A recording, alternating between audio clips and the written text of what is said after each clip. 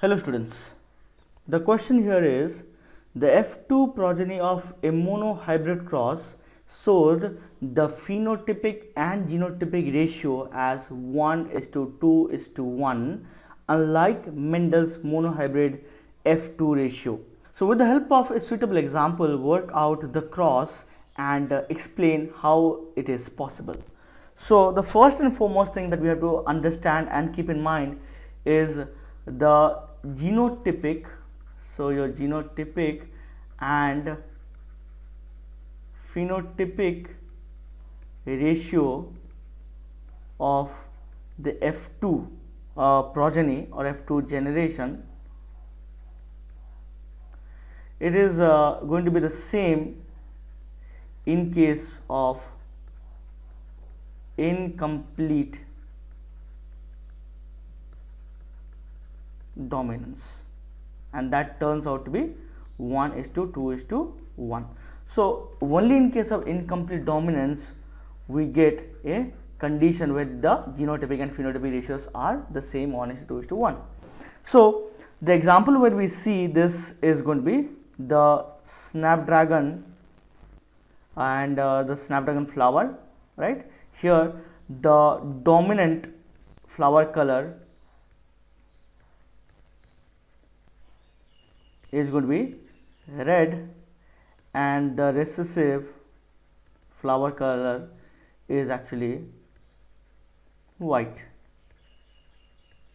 But again, we do have an intermediate flower color that is going to be pink.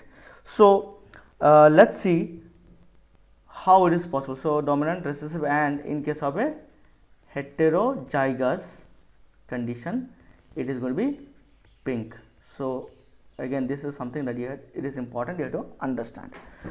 So let's say we start with the parents, of course, and here the parents are going to take a homozygous dominant, so that is going to be red flower.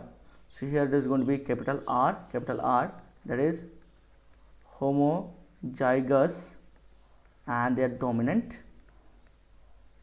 Now this is going to be crossed with the white flower, and the white flower is going to have smaller genotype, and it is going to be again homozygous, but again it is recessive. So the gametes of these generations, that is going to include the capital R here and small r here, and when they are going to fuse, they are going to produce the progeny, and the progeny here is going to be all capital R, small r.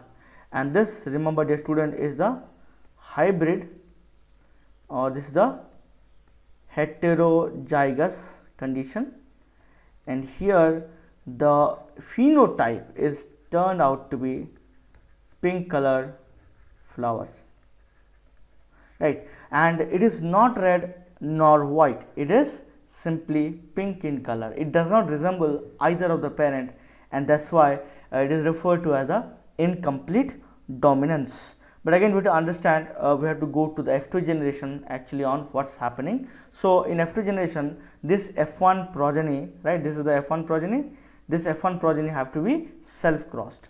So to continue here, the selfing F1 progeny, and that is going to be capital R, small r crossed with capital R, small r, and that will give us the gametes here in this case for both of these parents. So here it is going to be capital R and small r, similarly here also capital R and small r. Now we have to go for the F2 progeny, and to understand the F2 progeny we have to perform the checkerboard or the Punnett square. So let's make the checkerboard or the Punnett square.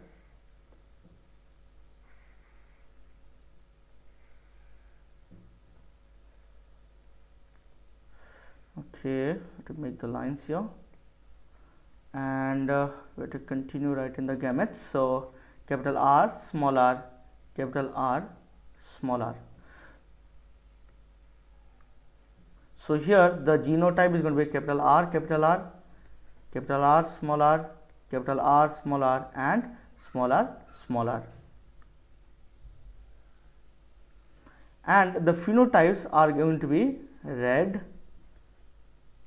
Here it should be red, but it is not red, instead it is going to be pink. Similarly, here also it should be red, but it is instead pink. And then we have the white phenotype. So now what about the ratios, right? So let's say first write down the genotypic ratio. So as in the question they have asked, we have to find out, we have to show that the genotype and the phenotypic ratios are going to be the same. So genotypic ratio is going to be consisting of capital R, then capital R, and small r. That is, your homozygous dominant is going to be 1, heterozygous is going to be 2 here, and the homozygous recessive is here 1. And what about the phenotypic ratio? Let's see, the phenotypic ratio is also going to be the same. That is going to be, what are the phenotypes? Red, then we are going to have the pink, and finally we are going to have the white. So here also we are going to have the 1:2:1. So this we are getting in case of the F2 generation, the same genotypic and phenotypic ratio, and only it is possible in case of incomplete dominance.